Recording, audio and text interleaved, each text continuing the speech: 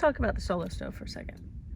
We have had the Solo Stove since last June. Sounds about right. June. Yes. And we have used it often in our very own driveway. Yes, but we should back up. Okay. When you first brought up Solo Stove, I said, oh, heck no. They're way too expensive. Yeah. And look what happened. And I bought one anyway. We got a Solo Stove. So I Love it. bought the Solo Stove, and we unpacked the Solo Stove, and which we just showed you, and we have used the Solo Stove. It is well used. And what do you think of it? What are your impressions? I'm overly impressed with it. Why? The portability, the confinability that we can put this anywhere and start a fire literally. I mean, on our driveway, at a campsite, we're just anywhere. Mm-hmm. And it's a controlled environment. It's not a big round pit that you have at a campground. It's just nice and contained. And it looks really cool. Yeah. Yeah. Do you think it was worth the money? Absolutely. I mean, granted, I will confess, I did get it on sale.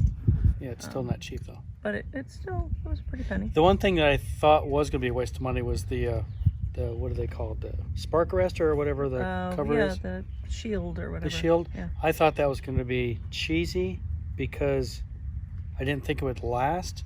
But we've had some really, really hot fires in this thing. And that metal grid, the screen, stainless steel, rock solid. Mm-hmm. I mean, it holds up to it. It's well worth the money. I'm glad that you actually got that because there's been a couple times when you get moisture in the wood and it wants to pop and embers go all over. And this thing contains it. Yeah. It makes it even more safe. Yep. Yep. And I think it also made us feel comfortable leaving embers Yes. in the driveway overnight.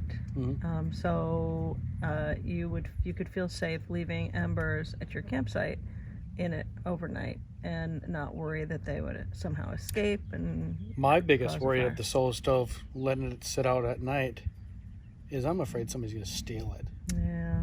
Because they're so nice, they're very expensive, and they're really easy and quick to pick up and take. True. But I have a solution for that. Well, you can't tell everybody what the solution is Oh, because that's then they true. would know. Then they would know. But I have a solution for that. Maybe someday we'll share the solution. Okay.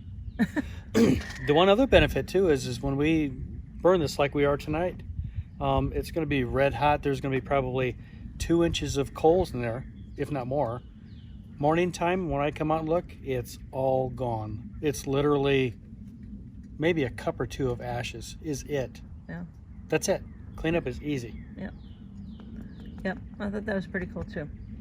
Now, that was, I think, one of the things that surprised us the most was how hot it burns and how completely it burns what you put in there. Yeah. You know, all the wood that you put in there just completely to ash. Versus a regular campfire where you'll come out in the morning and you'll find Sometimes you could restart your fire from the night before. From the coals that are left the night before. Which, although could be a bonus, is not necessarily what you need. You know, you don't need that. Right. So. Okay. Well, thank you for your input.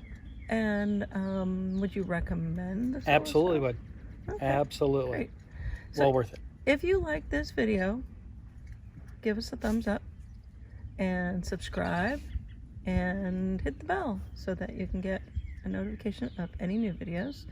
And Thanks for being our guest. thanks for being our guest. See ya. Let's have a fire in the driveway. Why would we have a fire in the driveway? We don't have a fire pit.